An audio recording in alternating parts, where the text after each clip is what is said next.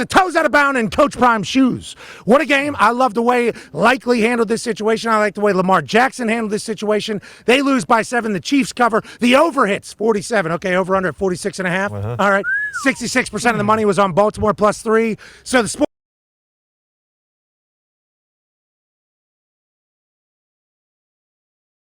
But that game was awesome, electrifying. And I put out a tweet last night. I think it's very real. And we talked about it in the Thunderdome off camera a couple different times. Like, I have a baby now. Me and my wife have a 16-month-old, and this entire offseason, it's been pretty nice, just go ahead and maybe pass out 9:30. 9:45. What? Wake up early with the baby, obviously. It's a dream come true, having beautiful Mackenzie. And I've become a kind of a morning person through this. My entire life, I've been powered by the moon, not by the sun, so I'm a nocturnal animal, nocturnal creature. But I've become a morning person because of Mackenzie and the life that you have to live. These primetime games are late. That game getting delayed because of the storm that they had in Kansas City. And then thank you to the football gods not bringing the rain while they were playing. But that thing ended real late, and I almost fell asleep the entire time as a golf cart rolls through as they're trying to get the big house ready for a massive game tomorrow at noon. So what a start. What a phenomenal start for the NFL. And big shout out to both those teams showing up, AJ. And thank you for driving to the Thunderdome and hosting on this beautiful Friday, Feel Good Friday. Oh, hey, I love being here with the boys and helping out wherever I can. But from the game last night, that thing exceeded any expectations, I think. I don't know what the boys all think. Ty, I might ask you real quickly, what did you think going into this game? Did you think the Chiefs were going to find a way to get a win? And also, the whole illegal formation situation really kind of overshadowed, I believe, at least the first half of that thing. Yeah, definitely. I think we understood pretty quickly, okay, this is a point of emphasis, but it was crazy that we got 15 flags, right away like that, or however many it was. But I don't know, we talked about it a little bit yesterday before the show, how it kind of felt like a Ravens game, and then as we talked about it more and more, and Chuck had all his stats and analytics about the game, it was like, listen, the Chiefs are still the Chiefs, and we saw so many examples of that. Xavier worthy, okay. Yeah, that's a heck of a way to start your NFL career, isn't it, Pat? This guy's unbelievable.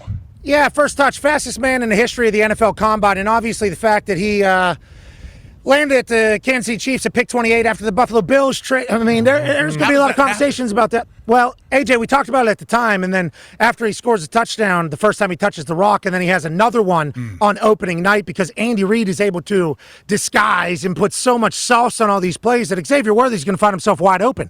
When we saw it in training camp, the videos of Xavier Worthy all by himself and Patrick Mahomes hitting, we immediately thought to ourselves, oh, this is what it was when Tyreek Hill was there. You have so many other weapons, you have so many other options that if you give a guy with that much speed enough time, especially with Patrick Mahomes' bullshit, which he was back on last night, Xavier Worthy's going to be able to figure out how to get open. That is just something that's going to happen. So they have another added piece to their team that nobody's going to be able to keep up with on the defensive side. They're going to have to account for. Travis Kelce showed up not early, but he ended up showing up anyways. And what Travis Kelce was doing last night, blocking, putting his body on the line, dude just got paid, has a new haircut. Obviously, him and Taylor still together. Look at this play for their touchdown, and Pacheco runs in there. Travis Kelce motions in. He's lead block. This is Travis Kelce, Taylor Swift's boyfriend, husband, fiance, whatever it is. Too. Digging a D lineman out there in the goal line. Man. Goal line against the Baltimore Ravens. And then the second circle there is Patrick Mahomes, the next GOAT, the man who's on a quest to win 3 straight Super Bowls nobody's ever done, already won 3 at the age of 27, already rich, already a Hall of Famer, already in GOAT discussions.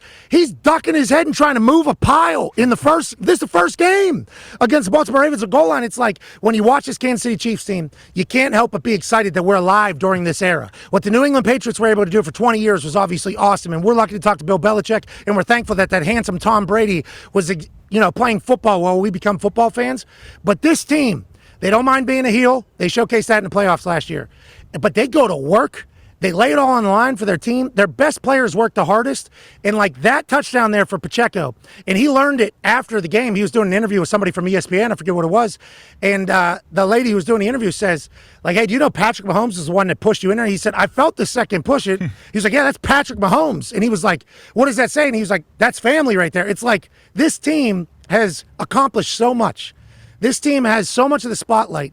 This team could become self-centered, arrogant assholes at any moment, and everybody would understand how and why, and there has been a precedent of that before. It's just human nature. But instead, they seem to be grittier. They seem to be more together. And Patrick Mahomes ducking his head into this pile. Just especially with the knee injury that has happened in these types of situations, Carson Wentz and him in the past, and this is opening night, and he's crawling on the ground. It's like, this Chiefs team's awesome, but do not take away from the Baltimore Ravens. do not. I saw a lot of people chit-chatting about Lamar Jackson missing Zay there and yada, yada, yada. It's like Lamar Jackson's a dog. Whenever he gets open and gets free, he was lowering his shoulder on people as well.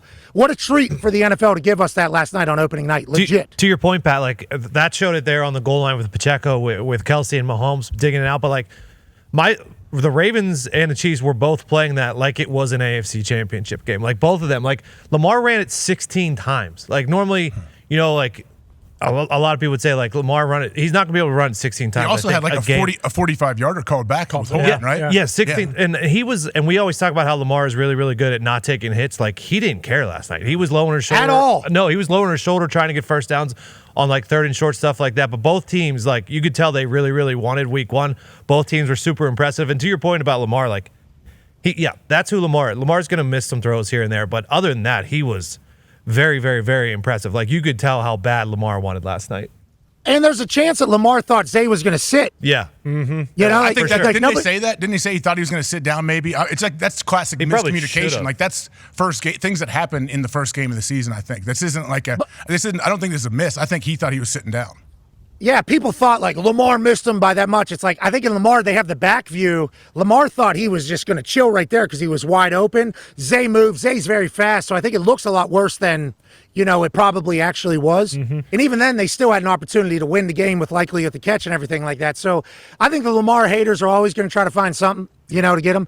And the fact that he hasn't won a Super Bowl, they'll hang over his head. And the fact that the Chiefs, I mean, if you think about the punch out by Snead, right, that's half a yard in the AFC Championship. And then this is literally a toe. The last two times. It's like the amount of spite and the amount of motivation that could be built up by this Ravens team to carry them for the rest of the year, let alone the Chiefs seemingly showing up on night one, understanding like, hey, we got to go for it. So I can't wait for tonight. I can't wait for the Packers and Eagles tonight. Now, you mentioned the illegal formations. Yep. I reached out to a source. That's it, because I said A before that. Oh, okay. Yeah. Because you can't say A sources, then we sound like doofuses. We would have made it work. Correct. That's why we didn't go with it. I reached out to source says at the NFL office about the illegal formations. I said, I'm about sick of this. We all are. Okay, this is not what we're tuning into this game for. I understand it was a conversation last year, but we had not heard about this all offseason. In the internet, everybody was like, come on. Let's play a little football.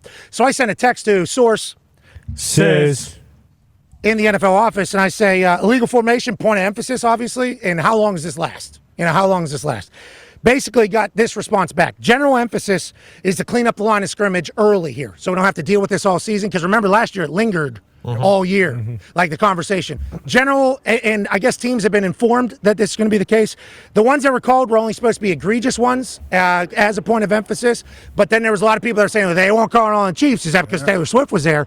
And they're just like setting themselves up, I think, for any point of emphasis to be kind of handled that way by the crowd reaction. But I think we should all understand from the message that I got that this is not just like a ticky-tack call they're going to do all year, because literally if you're looking for it, you could probably call it every single time and people would be understanding, because getting off on the snap of the ball by a tackle is a skill that has worked, a trait that is studied, and it is like a weapon. But I think they're just trying not to make it linger all year like it did last year with people getting upset about the fairness and the unfairness. And obviously last night's already started, but I think that is a point of emphasis, and I think it's just going to be something that they are trying to kind of sort out now so I don't have to deal with it all year, AJ. Well, I think, too, they mentioned on the broadcast, like it felt like they were trying to send a message to the 30 other teams that are watching this game, like, hey, this is a thing. We're going to cut this off right now. We don't want this to linger, like you said, throughout the season. But you're right. They didn't call any on the Chiefs.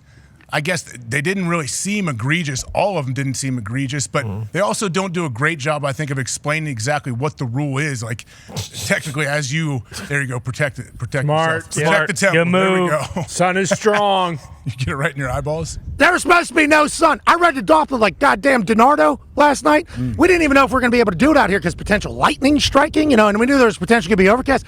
We got some of the brightest sun I've ever seen popping through some of these clouds. Now, we got some dark, doomy clouds up here in the great state of Michigan that are rolling through, but it was supposed to be overcast. It was supposed to be 62. Look at this, I got a black button down on. Black button down. Looks like there's a nice breeze rolling in.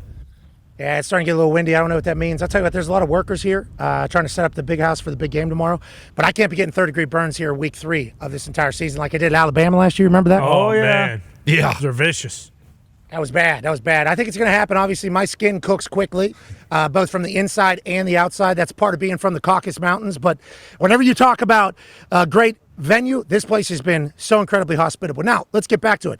You're 100% right, though. It did feel like it's a message, which is the point of emphasis every single year, especially in primetime games. Remember when it was helmet-to-helmet shit? Yep. It was like they were calling it like everything the first Landing couple on the weeks. quarterback, too. Remember when they implemented, you can't land any weight on the quarterback? It was like, how are we supposed to tackle this guy? Now, guys have adjusted. Now, we can adjust alignments for sure, but every single offensive line right now today in their walkthrough, that's all they're talking about. Say, get on the line of scrimmage. Your head needs to break like the belt line of the center, which a lot of people, I don't think that makes sense to most people. Do you know how to explain that?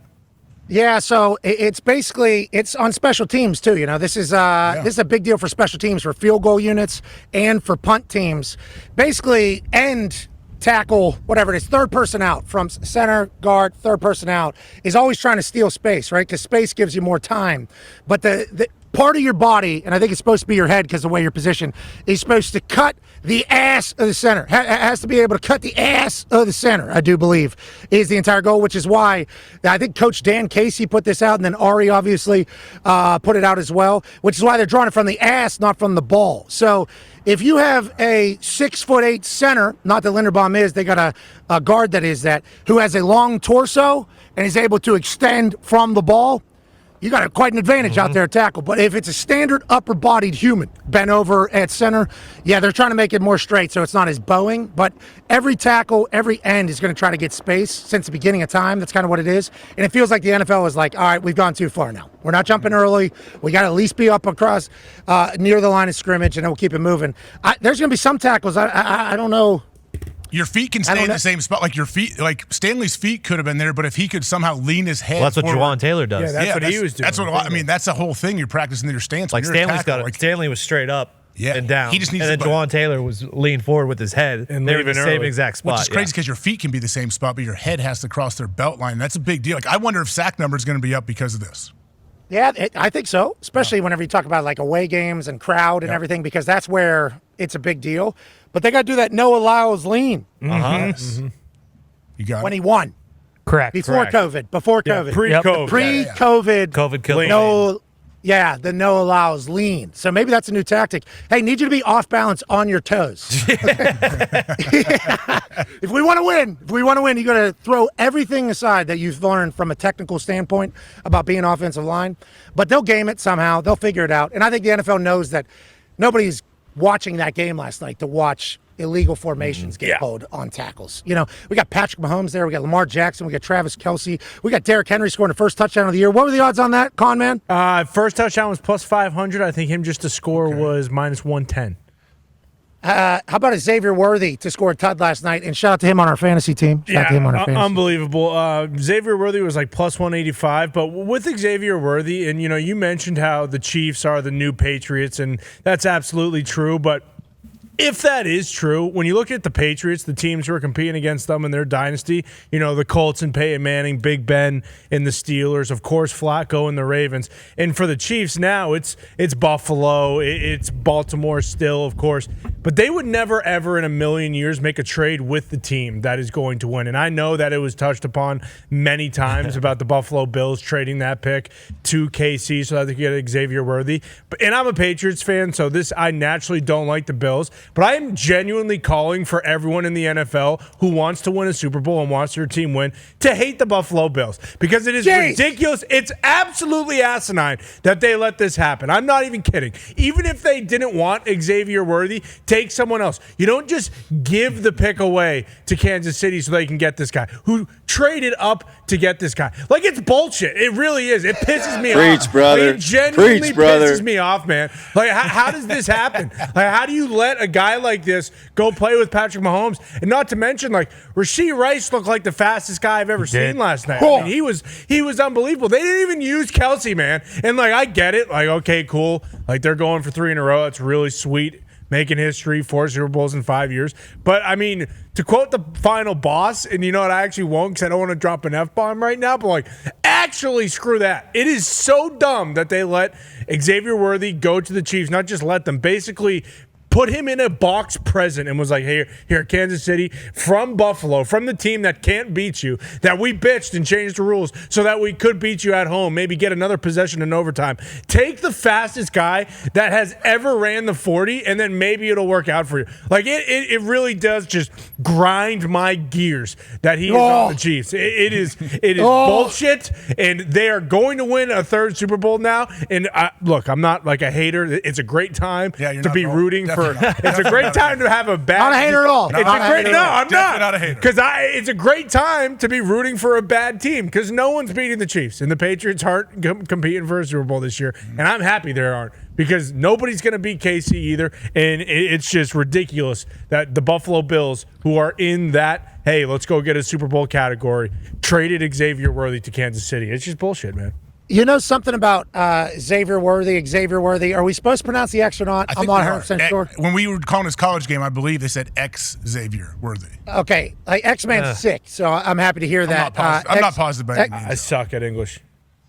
Yeah, I mean, English is a tough language. You know, why do you drive in a parkway and park in a driveway? You know, like there's all that shit. How do we pronounce the college in Ohio? Which one? Ohio State? No, the one with the X. Oh, that's without an X. That's Xavier. Xavier. Yeah, so that's how I Xavier. go. But that's not Xavier Worthy. Okay, Whatever the case, Xavier Worthy, fastest guy in the history of the NFL Combine. There's been a lot of fast people. I mean, that is one of the fastest tracks that there is, obviously. He took some hits, too. On the sideline, he took a hit. I want to see if he'd be able to get up because he's undersized, right? That's like a big part of the whole game with Xavier Worthy is like, is this guy going to be able to stand in the NFL with adults hitting him and tackling him and landing on him and rolling on him and all that type of shit? And it's like he took a couple hits, and I saw him. He did. I think he did one of these. He did one of these, and then I think. I think he turned that son of a bitch upside down. I don't know if that's how he's going to separate himself from CeeDee Lamb, but I was interested because he's going to be a massive piece of highlights all season for the NFL. And I have to be corrected because I did not see this, so I do apologize. We had game day meetings. I didn't see that in the post-game presser. Lamar Jackson said he didn't even see Zay. He was throwing it to Bateman. Yeah. I apologize for missing that. Makes even more sense now that, like, obviously, you know, that entire situation doesn't look good. He thought Bate would stop whenever he made eye contact. First game of the year, these types of things are going to take place. And they... Big pop. Wow. What's up, boys? What's up, lads? I don't know if we're going to be able to get him on camera. There is... Hey, who are you? Who are you? Swimming. That's a swim team. Okay. Team up there. Man, they bring the juice. Yeah. I think they got a Hell good yeah, swim spot boys. up there. Hey, good to see you, boys. Michael Phelps, the whole squad, yeah, we're doing it. Yep. Hell yeah. Let's swim the shit out of those pools, boys. Good luck out there. Hell yeah, boys. I didn't know the big house had a pool in it. Yeah. Me neither. It's got Those everything. guys, we got a punter out here punting right now. Okay. What is this? Uh-oh. Is that their punter? What's up, dude? Okay, is this normal? You hitting on Fridays? Normal? Okay, sick. Oh, returners are trying to get some balls in here. Oh, guys hitting bombs. Are they going to be out there doing like a walkthrough or something? Extra preparation. Be cool. I have no idea. Sharon and Coach Wink Martindale are here to join in a few minutes. This guy's booming the ball, though. I heard a good boom there. Oh, wow. Lefty. That didn't turn that one over. Didn't turn that one over. He's got, this guy's got some. Could hear the this pop, guy- though. Is he, Yeah, do you this think guy's he's got the starter, real Pat? juice. Would you kick the day before a game? Number 90. We should give a check. Would I kick? I took 2 days off before games for no kicking, but I punted and kicked off. Kicking off is a lot of energy, so I wanted to be juice. Like I wanted to feel the juice. There are kickers that kick back-to-back days though for games. Like they set up their week to kick the day before, get some balls that either turn over or go through the uprights, and then they go to bed and then they carry that into the next day. Then they probably take like 2 days off after game. You know, managing reps is a big thing that's very new to kicking and punting and pitching and all these things. But in high school, I mean, this guy just hit a.